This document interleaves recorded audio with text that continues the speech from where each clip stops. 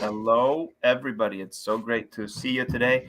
I'm here with Jason Lewis of Responsive Fundraising, and I have to tell you, just the pre-show chat already has me all fired up. So, welcome, Jason. If you'd like to introduce yourself, introduce your firm, we'd love to hear about you. Yeah, Louis, thanks for having me today. You've been on the podcast, so you're just returning the favor. I'm returning. How does that work? I guess one of us is returning the favor. It's all a big conversation. It's all, yeah. We're sort of, like we said earlier, cross pollinating and stirring up great ideas. So I'm delighted to be here, and it's the first time I've been on sort of a live stream like this. So this is pretty cool. So be forewarned, anything you say is on the permanent record. There's no hiding behind. There's no editing. There's yes, no editing. Not like that. Sort of like, whoop, whoop, where did his head go? Oh, they did a cut there. He probably. So. Right. I didn't mean to. Wait, I didn't mean to say that. Right. I totally get that. Yeah, I get that.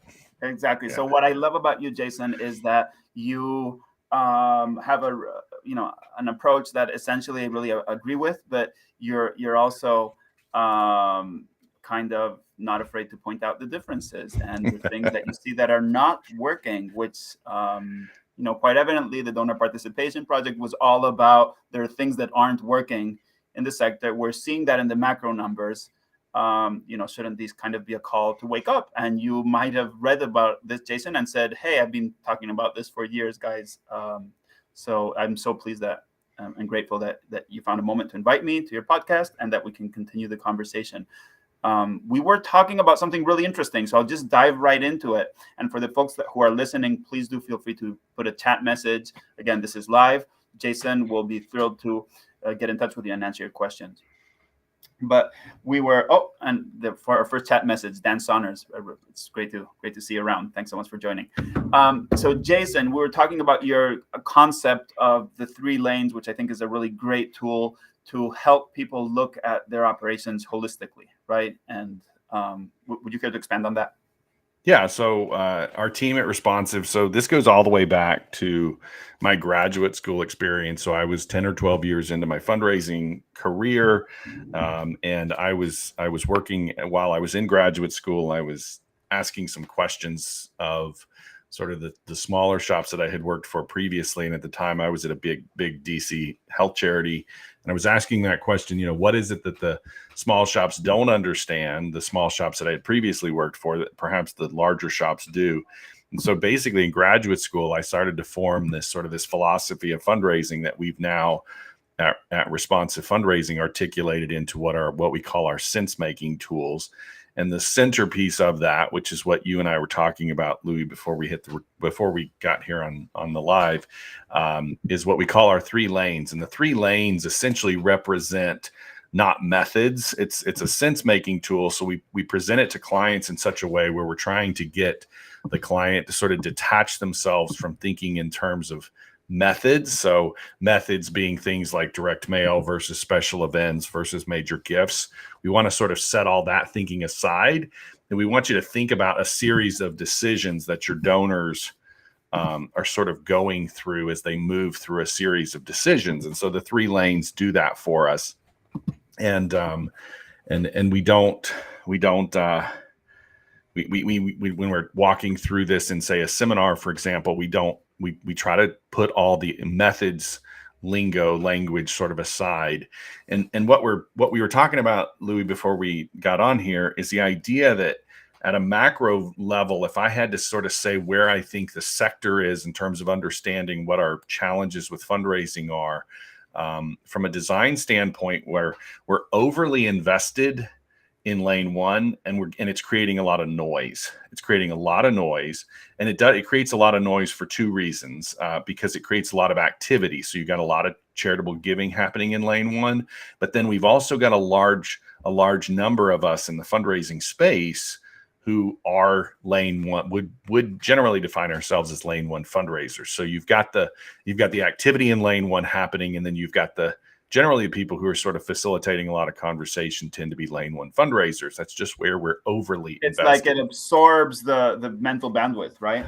Yeah, I call it the jealous lane. The lane 1 doesn't like, it's kind of like a jealous sibling. It doesn't like to have the other 2 lanes being talked about. Yeah, And so, during '08, people were talking about some financial firms as the giant vampire squid, and that's the image that came to mind. yeah, it doesn't like other things to be talked about. Lane two is where the relationship converts from what I consider to be consumer-like behavior to more citizen-like behavior. So lane two is that place where the relationship actually starts to precede the gift. So lane one is generally always triggered by a gift. Nothing happens in lane one with absent a gift. In lane two, the relationship gets out in front of the gift. And so you actually begin to have a traditional, what is a healthy gift relationship. And a lot of organizations know and understand intuitively how lane two works because we know how to exchange gifts with other people, but we don't necessarily know how to do that very well with our donors. And then fast track to lane three. We're trying to prematurely get to lane three, which is to say we're spending a lot of time creating a lot of noise in lane one. We like to ignore or underinvest in lane two. And we're trying to prematurely leap into lane three. What ends up happening, Louis, when you think about sort of skipping lane two, is you end up getting a lot of consumer-like behavior at very significant levels. So if you think about it, think about the donors that we tend to talk about who you tend to think about these donors as sort of wanted to change the color of the wall in the building. Yes, yeah, it's everything we're sort of afraid of. So it's a donor who sort of has not developed a level of commitment to the organization so much as their behavior is more self-interested. You literally get a donor in lane three giving you $1 million or something, and then you wonder why their demands and expectations are no different than if they were buying a really fancy car on the car lot or something today.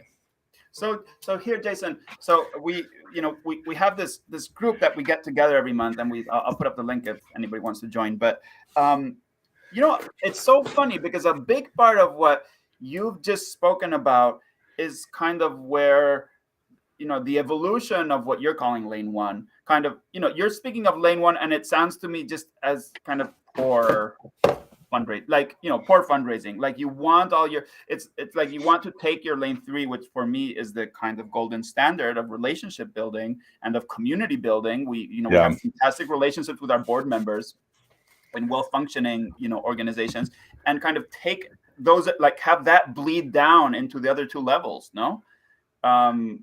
Yeah, I think fundraising has. So if you look at just the history of fundraising in its very modern sense goes all the way back to the early 20th century. We sort of, all of us have been shaped and informed and taught and indirectly sort of influenced basically by individuals who came from PR, marketing, and advertising. This is all marketplace theory. And so that marketplace theory now 120 years later basically sort of plays out in what I'm calling lane one, and it's very consumer-like behavior. Consumer-like behavior, if you think about it. So let's bring this right back to the donor participation project. We're all sort of we're all in this sort of crisis mode of thinking, okay, why are we losing donors? Well, you're losing donors because your donors aren't behaving like donors. You're losing donors because they're behaving like consumers, right? So if they started behaving like citizens, when we actually sort of started to actually put, well, let's unpack that. What does donor citizenship look like to you? And it's so funny. This morning, I wrote an email to one of our fantastic donors at my organization, and I said, as a citizen of this, this community, sure, I actually told them that. So let's unpack this. What does citizenship look to you versus it's not consumerism, it's client, so consumer behavior is generally conditioned on low expectations. Very simply put, consumer behavior is generally conditioned on low expectations. So if you look at our direct mail appeals, for example, we're always going to make it relatively, we're lowering the bar in order to make it accessible, for example. That's perfectly fine. You sort of want to make charitable giving accessible. Citizenship is conditioned on higher expectations, and so and these expectations, they work sort of both ways. So when you think about the average sort of lane one fundraising strategy, it's conditioned on low expectations that each side of the relationship have for the other. So we put out an appeal, the response is received. There's neither party, the donor nor the donor on the giving side and the charitable organization on the receiving side has high expectations of how this is going to transpire. Most of the time, the donor, all of our data shows this. Most of the time, the donor will sort of continue to engage in that relationship for a season, and they might do that for a couple of years, but eventually that sort of transpires into kind of it grows weary on us, and we look for something else. Mm-hmm. When you think about that, so you're telling a donor, you're interacting with that donor, the gentleman or whoever you were referring to or a few moments ago about as a citizen, you're describing higher expectations. I mean, think about what our world just went through for the last 2 years in the midst of a pandemic. We're all realizing how important it is and like how opinionated it is. Think about our public school system, for example. Think about all these parents who've got opinions about what it means to be a citizen in a particular school district and how you educate our kids and how we respond to all these sorts of things. I'm a parent right now, and it gets yes, scary. that is see, Louis, that is citizen-like behavior. But what do citizens have different than consumers? Citizens have opinions, and we don't usually like opinions. Think about the way these parents are reacting to school boards and stuff. That's a very in a democracy like we live in, that is citizen-like behavior. And a lot of us as fundraisers have been so conditioned on this low expectations, arm's length sort of behavior in lane one that all of a sudden having our donors sort of raise their hand and say they have an opinion and expecting a dialogue with us sort of freaks us out. Well, Jason, I'm loving this conversation. It's all I hoped it would be. But isn't this kind of the wider societal trend? People have more ways to express their opinions now, to share them, to find others to support them. It used to be where it was, the channels of communication were so very controlled. You got your knowledge from the university, and it just came one way straight at you. The newspapers were 5 newspapers, and they decided what was news and what wasn't. Now, so it's like we've enabled the tools of citizenship, but we're struggling to have the relationships of citizens. I don't know. This is exploding. Yeah. Okay. So I have started to figure out, in a variety of different ways, sort of where my sort of critique of contemporary fundraising practices sort of fits in the grander understanding of, human societies and so forth. We have never, Louis, what we don't tend to talk about a lot in the fundraising space is that this is what anthropologists would tell us. Anthropologists would basically tell us that relationship precedes a gift. That's what basically happens in the middle lane. Mm-hmm. And relationships absent, or gifts that are absent a relationship, are not really a gift at all. It's basically like a commodity exchange. Okay, Jason. So there was this fluke in history where this other approach, this PR-based approach, and I read about the guys who invented, and they were, males. They were, yes. YMCA and all of that. Yes. So this was what you're saying is this is kind of a fluke. It worked for a little bit, and we were lucky, and okay, and we got away with it. Just publish a list in the newspaper of everybody who gave, and then supposedly everybody else is going to run to throw money at us. But it's not. Now that that's going away, we just have to go back to the primary ways of communicating and of human interaction. Well, so Louis, it's basically infiltrated our entire. So you can't look at the way that a special event is designed, the way that direct mail is designed, the way that a giving day is structured, or the way that a multi-billion-dollar capital campaign is structured, and not basically see the same structure that our friends at the beginning of the 20th century relied on. It's basically conditioned on low expectations, immediate return, how quickly can we, create as many transactions as possible. Mm-hmm. And again, this is all what we call it responsive lane one fundraising. So, and that's not to dismiss any of that. So that's all fine. But that lane one is basically to. So it's kind of a conceptual thing. It's not only a gift amount thing. So you're not only talking about direct response in your lane one. It's kind of that personal approach. Okay, that's good for me to learn. Yeah, in my first book, one of the things I drew a line in the sand. I said, forget the size of the gifts. Forget the size of the gifts. There's basically 2 gifts out there. There's the initial gift and there's the subsequent gift, right? And the initial gift basically comes in lane one. But once that gift happens, the nature of the relationship has an opportunity to basically convert.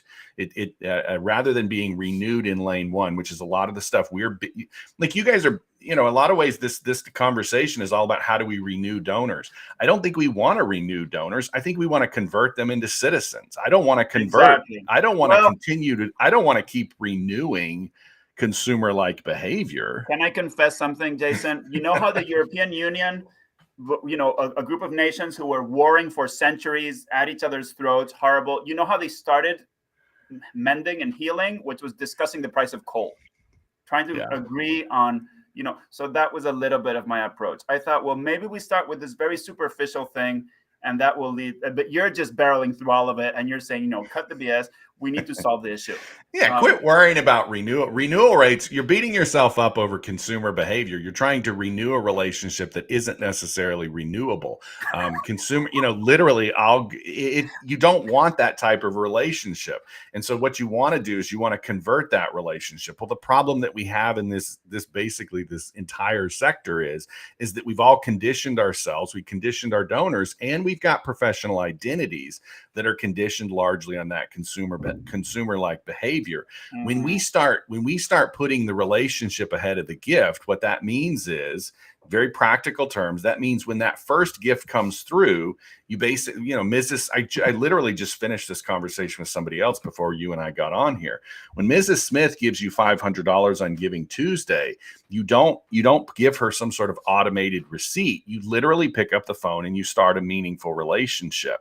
And then from that point on, if that relationship begins to emerge like a citizen does, you start to raise higher expectations of her, which means she's giving you 3 to 4 to 5 times as much money. And she's expecting you to give her, she has higher expectations of you. So you're not replacing her with 5 more donors. What you're doing is you're expecting 5 times as much support out of her. But that literally changes the nature of the relationship. The other thing, Louis, that it doesn't do in lane 2 is you can't navigate that relationship at an arm's length. So a lot of the strategies that got that initial gift in lane 1, they're not going to work in lane 2. They're not going to work. She's going to want to jump on a system like this, perhaps, and actually communicate with you, tell you what her opinion is, kind of like those angry parents who are harping at the school board, and you're going to have to process it.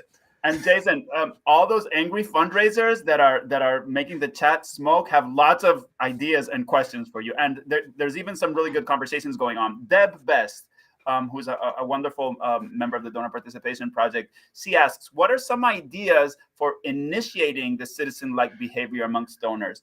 And you just mentioned just talking with them. So do you have other ideas? Conversational use of social. So could some of the tools that we already have be used in a more citizen enhancing way? Yeah. So Louis, what we're generally saying to our clients is you have to design lane 1, 2, and 3. All 3 lanes have to be designed, and they have to be designed in relationship to the subsequent lane. So what lane 1 is doing is it's actually creating the type of donor that you're going to ultimately want to convert. It's going to identify the consumer-like donor that you're going to subsequently want to convert into a citizen-like relationship. So you've got to make sure that the activity in lane 1 is not generating the wrong type of activity. Exactly. And I always pat my friends at Starbucks on the back and say that Starbucks doesn't market to non-coffee drinkers. They want coffee drinkers to come through the drive-through and to come in. If they were marketing to somebody who always wants to buy milkshakes, they'd be in the wrong business. And so we've got a lot of lane 1 activity that's actually appealing to the wrong types of donors. Well, the other thing is that you have to put a cap. You have to put a limit. You have to say, okay, lane 1 is generating sufficient levels of activity so that I can then begin to invest in my lane 2 fundraising activity. And to get to Deborah's question, whatever lane 1 activity is basically generating ultimately needs to be measured against the ability for the organization to pick up the phone and say, Mrs. Smith, thank you for that $500. Can we hop on Zoom next week and have a 45-minute conversation like you and I are having right here? And then it becomes just becomes the ability for the fundraiser to actually do that. A lot of our fundraisers don't know how to hop on on a platform like this and talk and it for doesn't have to be 45 a minutes. gift, right? It doesn't have to be a gift, right, Jason? It could be a really good tweet exchange, and then you try to take that to a phone call, right? I talk to Louis. I talk to fundraisers on my podcast all the time, and oftentimes they're what I call lane one fundraisers who are just in this churn process, right? They're always feeling beaten down by their own sort of self-criticism, by what the bosses are expected of this lane one fundraising stuff. And then eventually somewhere in the conversation, Louis, I had a gal that recently share an experience like this. Eventually in the conversation, they'll tell me a story about an engagement that comes on the back end of, say, a direct mail appeal, where they actually start interacting with the donor. The donor sends a letter and they send a letter back, and they send, right? This actual dialogue starts to happen. And all of a sudden, you see this very distressed fundraiser, lane one fundraiser, actually begin to realize that you are deriving meaning and your donor is deriving meaning, not from the gift itself, but from the relationship that is formed around the gift. And the problem is, to Deborah's question, if we don't understand, if we stop focusing on the gift itself and we start focusing on the relationship that happens around the gift, we'll start to better answer this question. Your donors are deriving a meaning not from the gift that they're giving you, which is like a commodity. When I go to Walmart and I buy a box of cereal, I derive meaning from the box of cereal that lasts as long as I buy that, eat that box of cereal. A commodity, you derive that meaning from the commodity itself. When a gift is being exchanged, you're deriving meaning in both directions from the other person on the other side of the gift. And I see it from fundraisers all the time. Fundraisers, okay. Yeah. I have a question for you, Jason. Do you read the back of cereal boxes when you're eating your cereal? Okay. So my second question is, I'm, very practical, and I myself have pushed, the beginning of some of these changes, and I see lots of problems with your concept, which is moving from one paradigm to the other. Right. I have said, probably the annual fund should disappear, and it should be like a donor relations or donors, like, donor relations or donor stewardship is the new annual fund, because, you're but ask yourself, okay, but we got to realize, okay, I think that's all well and good. And I've heard you say that, Louis, but the problem is that you're also, all you're basically advocating for, Louis, is transitioning fundraising from lane one to lane two. The problem is that you're allowing your boards and your bosses to carry with you into lane two the metrics that they learned how to be very comfortable with in lane one. Good. Okay, so that's how do you help people transition? Because you got to let go of pushback. It's ultimately, and people will find that too. Go ahead. Ultimately, lane one gives you a lot of predictability and control. It maintains a sense of control and a lot of predictability. Meaningful relationships, unfortunately, I mean, you even said this when you and I were exchanging messages as we were prepping for today, and you were like, you basically said, I don't know where the hell this conversation was going to go. That's because there's a meaningful relationship between you and I. We've developed a friendship. We've developed rapport. We know where each other sort of fit in the world. But you also said, I'm committed to this relationship. Lane one won't give you that. Lane one will give you that predictability and control. But you basically, when you invited me on here today, you said, Jason, I want to have a lane two relationship. I'm willing to put you on this platform and actually chance that you're going to say something that's going to tick my people off or something. That's a lane two relationship. We don't know how to do that with our donors, and it scares us. And the other thing is, it not only does it scare us, but we as fundraisers are so inexperienced at doing this that we never then begin to have the opportunity to teach our boards and our bosses. They're all scared of Mrs. Smith too, because we're I'm warmed up. Give me relax. Careful. No, but I get your gist totally. And it's that transition where I see all the difficulty, right? Even if there's somebody pushing for that. And this other concept that you shared, the mindset of the fundraisers, where it's not only we're not on the chopping block, it's we're assessing the, I'm presenting next month at Case, and it's called assessing donor quality.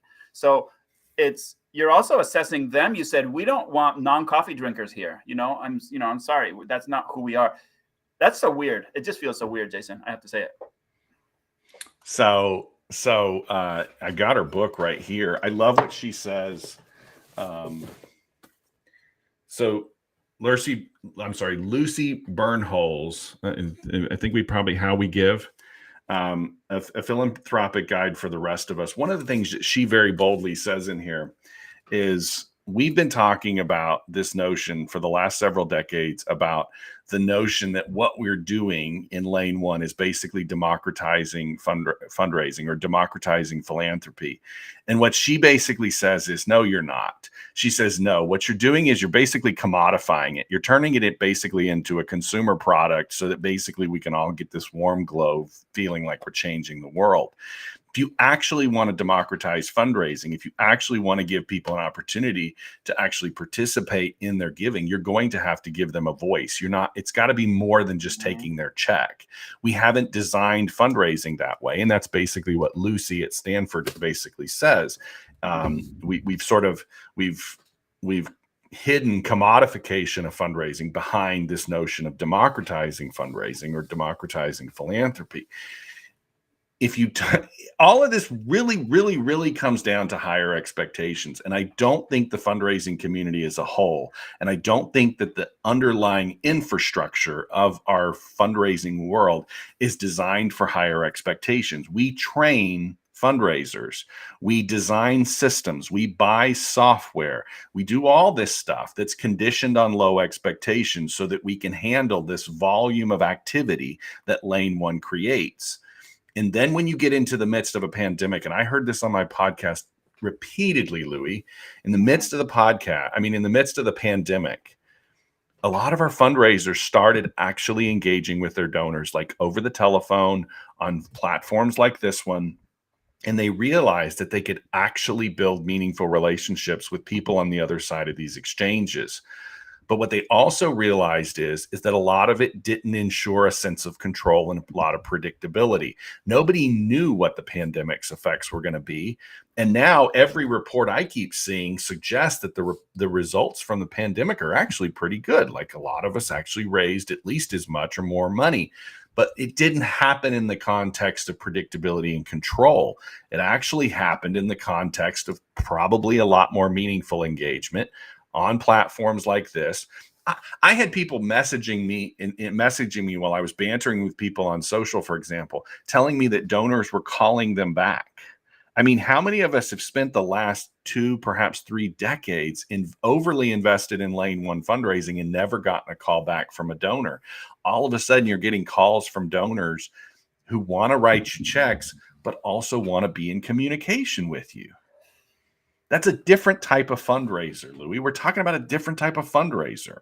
So Jennifer has a really good comment. But before I go into it, I wanted to pick up on something you said about the systems. And I think this is something that we don't talk about enough, is how the systems have their own opinion. The systems that we buy, the systems that we use, the technology. Oh man, that's what's going to get me in trouble, brother.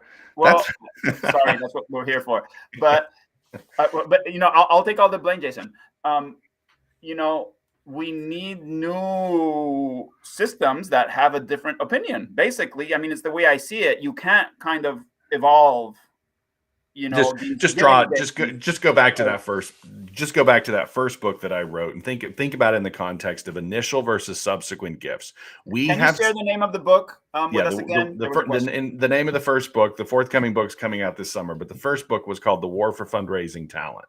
Draw a line in the sand and basically say, okay, there's an initial gift and there's a subsequent gift. If you want to solve the donor participation if you guys at the donor participation project want to solve the problems that I'm trying to solve as well with our team at Responsive, you've got to design job descriptions. You've got to design systems that are oriented towards the subsequent, not the initial gift. You've got to partner with CRM companies who understand that the goal is not to acquire new donors, but to keep the donors that you already have. You have to, it's all based on the subsequent gift. And everything, I would argue that almost everything in our industry for the most part now is, and since the beginning of the 20th century, has been oriented towards that initial gift. How do we get the initial gift, and how do we get more of them? Our databases are designed for this constant accumulation of new donors. Your job descriptions say constantly accumulate new donors. It's all the same stuff. Yeah, you know, and I hear lots of people giving lip service to, you know, donor retention, all of that, but the essence and the mindset is not changing. So, you know, there's just a lot of tension going on. Well, I mean, I see Jennifer's chiming in here. My good friend Jennifer Harris, who stretches me in more ways than she possibly could. She's been consulting with me on my new book for quite some time now, both as a friend and a colleague. And the thing is one of the things Jennifer's constantly talking about is we've really got to change our language. You know, she's constantly sort of getting on LinkedIn and other social platforms and talking about how we talk about our language. We've got to stop thinking that. We got to stop thinking that we own things. We got to stop talking about acquiring things. We've got to start putting relationship ahead of the gift. We've got to be willing to sort of interrogate. And you said it a few minutes ago, Louis. You said that when we go out and we buy a particular piece of software, we've got to understand that there's an underlying philosophy behind that software. You're not just buying a CRM, you're actually buying a philosophy. Mm-hmm. And if you can't interrogate that person, that designer, the folks, if you can't understand what the philosophy is behind that, then don't go buy it. Don't go buy it. I say all the time, stop hiring people, stop buying CRMs, and stop launching feasibility studies until you actually have a philosophy that you know and understand that belongs to you, and then go out and partner with people, companies, consultants, whoever, that actually align with that philosophy. I've been talking a lot about Paulo Freire, an educator in Brazil, and he talked about 3 levels of consciousness.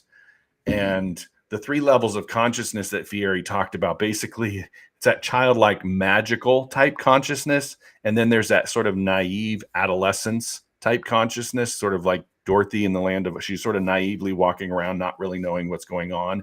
And then a critical consciousness. And everything that my team is out doing is we're not out prescribing things. We're trying to get our clients to think critically about what it is, like, what the hell are we doing here, right? Like, when you interact with a donor who's got extraordinary resources, who doesn't look like you and lives on the complete opposite side of town as anybody that you're trying to serve, let's stop living in sort of these magical and naive sort of levels of consciousness, and let's actually think critically about what's going on here. You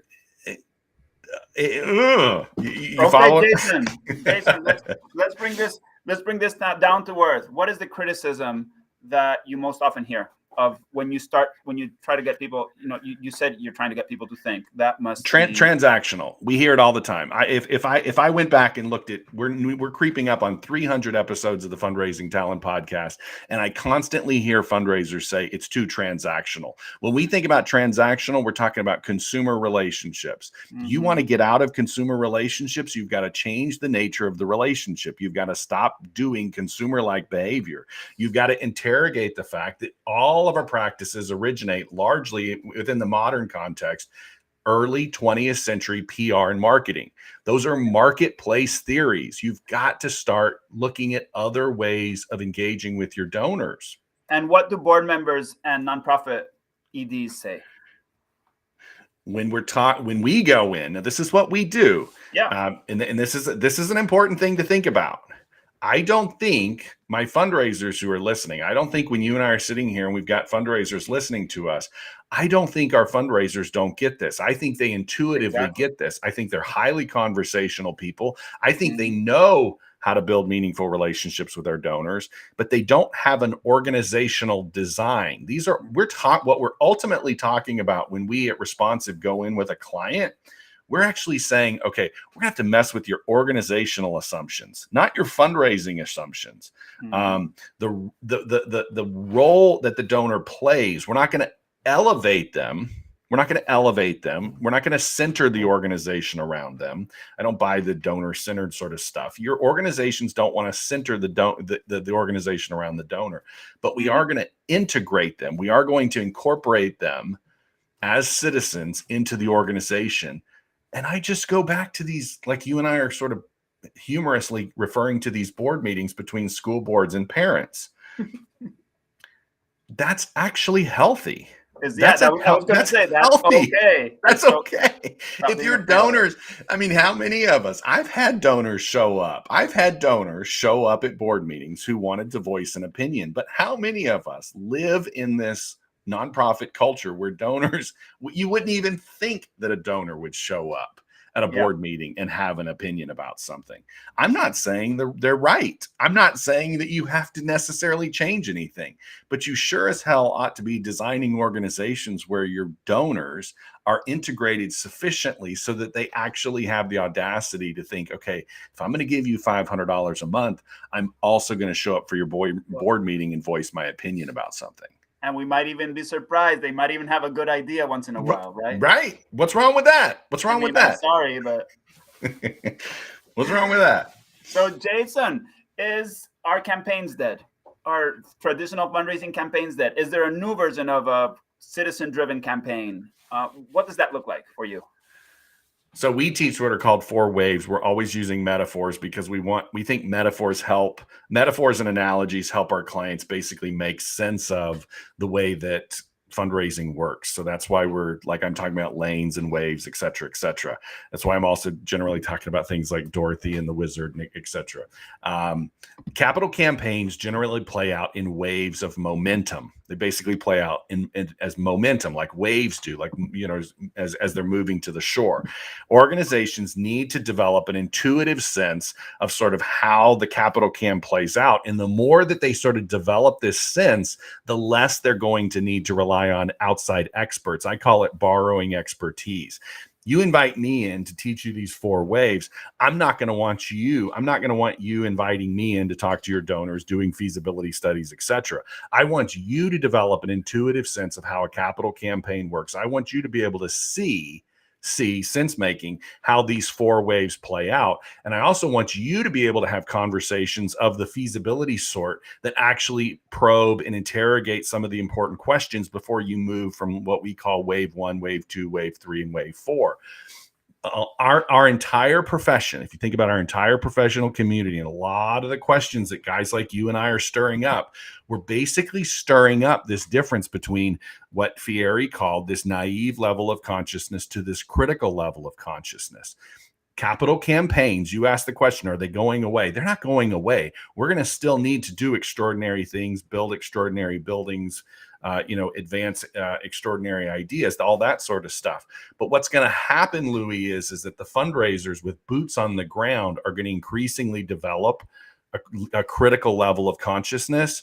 And the role that guys like me and my team, for example, from a consulting posture, are going to have to learn how to play a different role. You're not going to hire me in to go talk to your donors by myself and hide behind a curtain and try to manipulate and control how this thing's going to work. You're going to basically hire me to perhaps help you sort of frame and think through how this works. Fundraisers are waking up to this stuff. We have been basically outsourcing capital campaigns to outsiders like me, and then letting me sort of leave with that expertise, never having been obligated to basically ensure that expertise is instilled in the organization. I don't think fundraisers want that anymore. And ultimately, it's not healthy. So my answer is sort of yes and no. Campaigns ain't going anywhere, but my role as an advisor is definitely changing. That's so interesting. What do you see as the role? I think you're going to have a really good answer to this, or a really interesting answer for our audience today. The role of scale. Okay, so how much scale do you need? Is what I'm starting to think from hearing you. Yeah. So go back to my lane 1 and 2. I'm expecting the lane 2 donor in general can give you 3 to 5 times as much money as the lane 2 donor, lane 1 donor can. So I either get scale in terms of the number of donors, or I get scale in terms of the size of the gifts, the actual expectations. So do I want to get $500 from 5 donors who give an average of 100, like on Giving Tuesday, $116 on Giving Tuesday? Or do I want to get 1 donor who gives $525 on Giving Tuesday? And so I think that scale is a marketplace principle. Sorry, folks, you left the marketplace because you didn't like working in the marketplace, but you've decided that we're going to take all that PR, marketing, and advertising wonky, carry it with us, and then you wonder why you get burned out in fundraising. Those principles are the same principles we were trying to fleece. Scale, by your definition, Louis, my guess is, again, I'm not going to put words in your mouth, but when you use the word scale, that generally means definition, marketplace definition. Show me how to scale a relationship in a nonprofit, in a gift relationship. And I generally think we're talking about the quality of the relationship and the size of the gift. And I also think that there's a scale in terms of the length of time we can expect that relationship to last. We're tolerating relationships that don't scale over time. And so you can keep scaling in terms of number of donors that are coming through your direct response channel. But if those donors are not generally, sticking with us long term, giving us a meaningful relationship and a meaningful size gift, I don't want to scale that. I don't want to scale that. Why do you want to scale that? I love it. You're stretching my thinking. So let me rephrase, because that's the way I think. You're saying that some, okay, donor numbers are going down. A lot of that philanthropy wasn't philanthropy that we want, basically, Yes. And that's okay. And, I kind of tend to agree with you. But you were talking about donor citizens, and typically you want to have a lot of citizens. I mean, you want to have a community of people. If it's just, if you have fewer, let me rephrase this. Is it okay to have fewer citizens rather than more? Every system has what is called ecologists will teach us this, that any system basically has a carrying capacity. Your donor attrition is basically the number of donors that the system cannot care for sufficiently before those relationships start to fall off. Eventually, any system, I mean, even this bedroom that I'm sitting here in having this conversation, you could only put so many people in here before we'd have a serious problem, for example, right? And so the reason we use these 3 lanes, Louis, is we're saying, okay, what is the sufficient number that lane 1 can generate without having that system basically start to create problems for the organization? And then similarly, what's the sufficient number of relationships that you can move into these subsequent lanes? That's not what we do. We rely on these extraordinary databases that have endless supply. I mean, your database and my database, any database you can buy right now can store any number of donors. At some point, we have to draw a line in the sand and say we've got enough. And then from that point forward, we've got to say, okay, once we've got enough donors, just answer the question for yourself, Louis, just for your school. Just go to your organization and say, how many donors is enough? And if they won't draw a line, I don't care how high it is. If they won't draw a line in the sand, the unwillingness to draw a line in the sand is the problem, because they're never gonna then change the nature of the relationship to one that's focused on the quality of the relationship. It's always going to be based on quantitative metrics. I have to say, I'm in a pretty special place. So, and we do have that, but I think what you're sharing is inherently problematic, because my dad's an economist, right? And he's used to teach me that our whole system is built on growth. Sure. The moment we stop growing, and that's at the organizational level, everything is fine as long as we keep growing, and then people will get their promotions, and then you accept less now. You might be being paid less now because you think there's a promotion. Like the whole system is predicated on growth. You're not proposing that. You're thinking of sustainability, and what Yeah, is but enough? right, Louis. But our entire planet is starting to talk about sustainability because we went from the Enlightenment to the Industrial Revolution to the consumer society, and it's all been conditioned on growth. One economist calls it the special century. The special century, the 100 years of steady growth from the time of Reconstruction to about 1970, I think is the date, and then growth has stopped, has sort of stopped, and that's when you had people, ecologists, and basically we started hearing this sustainability talk because growth has started to basically lag. You can't get that much growth out of a system, and it could be any system. Eventually you grow too much, and fundraising is just sort of on the back end of this, sort of learning lessons from other places in our economy, realizing that eventually you can keep growing and you can keep growing, but more than likely when things are growing at the pace that they are, somebody's exploiting that growth. And I don't think it's your organization. I don't think it's your donors, and I don't think it's your fundraisers. Somebody's taking advantage of the fact that we've all bought into scale and growth. And I don't think it's any of us who are probably listening to this conversation.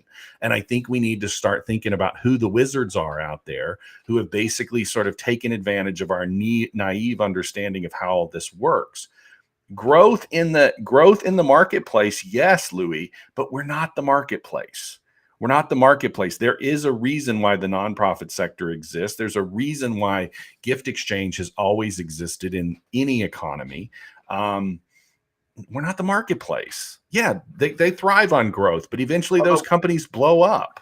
And I'm just thinking of the individual fundraisers. We do intersect with the marketplace, right? There's a job, you get a salary, you negotiate it. You could work at a nonprofit or not.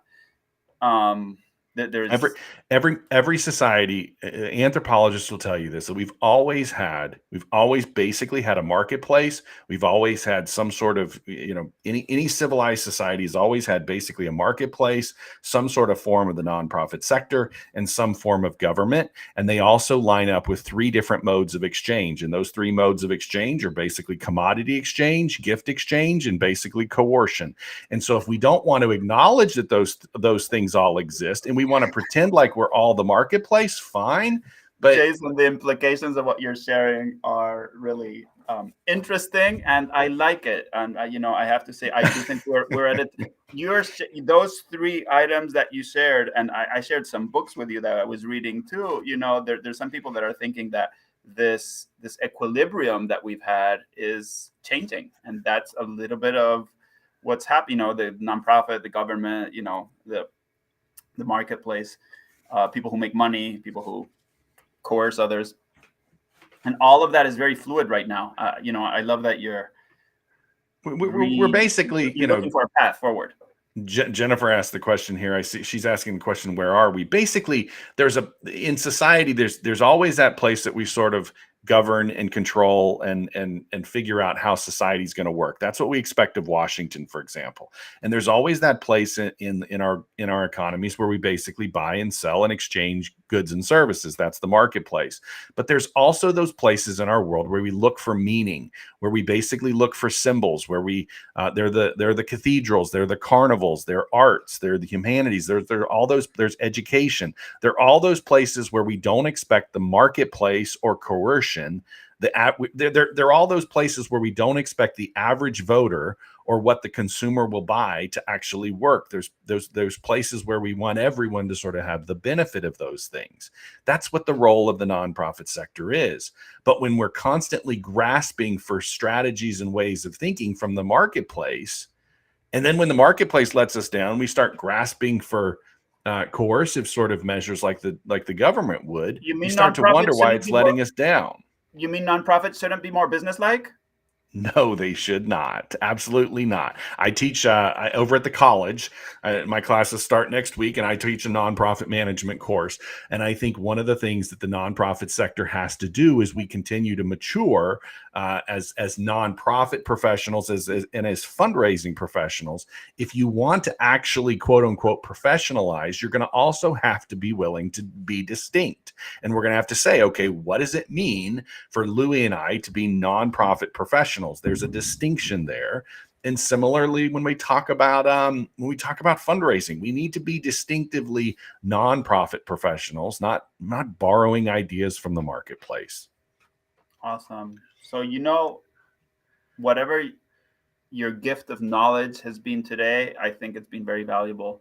It's a pity we aren't on a marketplace, according to you, because there'd be a big fat check headed your way. But it was a gift. So thanks so much, Jason.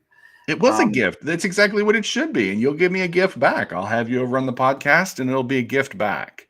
And we'll derive a lot of meaning from that, because perhaps that's not, perhaps the monetary exchange that the marketplace would expect of this sort of conversation here isn't necessarily the way the world always has to work. I'm so bought in. Something else that excited me today from what you shared is thinking about technology in this way. We don't really have technology that's meant for citizenship like discussion, for even like real relationship building. Social networks are anything but social, right? So, there's a Peter Thiel in his book 0 to 1 talks about the difference between what are called complementary versus competitive technologies. And I think we need to be invested in complementary technologies that complement the relationships that we know how to build. What we're actually doing, when you look at the technologies that most fundraisers are getting overly invested in, they're overly invested in what Thiel would call competitive technologies that ultimately are those things that can do our jobs for us. So think about what's happening there in lane one. We're overly invested in lane one, but we're also overly invested in competitive technologies. And we wonder why the boss isn't paying us anymore, because what the boss knows is eventually you're going to have built such a system in lane one that it can run itself, and he or she doesn't need you there to begin with. That's competitive technology. We need complementary technology where you when you move the relationship into lane two, like this right here, this platform that we're on right here is complementary technology, because you and I were able to very seamlessly hop on and have a very meaningful conversation. Wow. It doesn't get in our way. It's been great. Michelle Johnson is sharing a similar thought. She says, I asked management what we will do when I succeed and grow existing relationships beyond my capacity. Solutions to growth almost never involve plans for new hires in nonprofits to keep overhead or fundraising costs down. So we become obsessed with tech solutions instead of human resources. Right. So what Michelle's wrestling with there, this goes back to that comment I made about 20 minutes ago. She's wrestling with the metrics, and I'm not necessarily saying Michelle is, but perhaps her board and her boss would be wrestling with the metrics in lane one versus the metrics in lane two have to basically completely be turned over. They got to flip. And so what happens in lane two is you basically begin to see qualitative relationships with higher expectations and more significant levels of support that can be counted on for more longer periods of time. That's not what lane one is delivering on. And so what happens for most of our clients, once we get them to start generating 70% of their revenue in lane two, we then want them to begin to once somebody like Michelle, for example, has a portfolio of donors that are thriving in her work, once she's at about 65-75% capacity, we hire another Michelle, and we've got a thriving lane one that's enabling them to do that. Do you find that, and this may be our last conversation item today, do you find that there is a mental limit perhaps, in that staff, like nonprofits just don't want to add more staff, even if there's that capacity there, that donor capacity, that gift capacity, to justify it? Sure. But you can go work for somebody else. I mean, I just see this all the time. I think I work with them. But that's all rooted. So if you think about what lane one does to us, lane one basically convinces us that that we're all consumer-like. We're going to all demonstrate consumer-like behavior. It's all conditioned on low expectations, and and you know what it also convinces us of, Louis? It convinces us that our donors are broke. And so it's just conditioned on all these sorts of negative things. It's poverty. It's the poverty mindset. How many different ways can I sort of say it? The average gift on Giving Tuesday is $116 or something. A lot of your donors can give you a hell of a lot more money than that, but they're not going to give it to you if you just keep using Giving Tuesday as the centerpiece of your fundraising strategy. It's not going to happen. Let's leave Giving Tuesday alone. It was a pretty good day until now. I think Giving Tuesday is fine. I think when you put these strategies in their appropriate place, The thing is, when you and I started fundraising, there's nothing wrong with Giving Tuesday. The thing is that what we can accomplish in a single day now took an entire year when you and I started fundraising. And so we need to realize that lane one is all based on efficiency, and it's going to. There's so much wrong with that. Okay, you got me started, right? You can't thank all those people appropriately. You just can't. And I don't care how many webinars are out there. Thank your Giving Tuesday donors. You can't do it right. Sorry. But that goes back to the carrying capacity. Giving Tuesday in and of itself has a carrying capacity, and you need to set that carrying capacity, that Giving Tuesday system. Basically, you only want to generate as much activity on Giving Tuesday as you can on the next day pick up the phone and say thank you for. And if you can't do that, then you've designed the system incorrectly. When your list broker comes and says, let's mail this many letters to this many organization, to this many donors, you need to say to him or her, okay, let's develop a strategy so that we can make sure that as those gifts actually come in, we can appropriately acknowledge those gifts. And don't just use some arbitrary number, but actually plan that out. There's a follow-up strategy that needs to go on the back of in every lane one strategy that organizations are unwilling to put together. They just want the money to roll in, and in the short term, it will roll in. Yeah, it's kind of puerile, no, childlike thinking. Anyhow, Jason, I'm leaving this conversation caring a lot more about our carrying capacity. Yes. I'm leaving inspired. I'm leaving thinking that if I wasn't connected to you on LinkedIn, I would do so immediately. So folks, please reach out to Jason. He shares fantastic thoughts. He has a great podcast, which I put on screen earlier. And I'm thinking that if you are a donor participation project member or have heard about it and you are considering it, this conversation will give us a lot to think about and to parse through and hopefully evolve in a better direction. So I hope you have a chance to join us. Thanks so much, Jason. This has been. Oh, you got amazing. Me warm. You got me riled up. I gotta go get my afternoon pill now to calm down. It's been a pleasure. It's been a pleasure. Thanks for the conversation. And for everybody who joined today, thanks so much. I'm getting some good comments. Exactly, meaningful scarcity mindset. Please feel free to continue these conversations, ask questions. We're very grateful to each one of you, even if I wasn't able to pull your question out. I tried to, but let's continue this conversation elsewhere. It's not stopping today. Thanks a whole lot, everybody.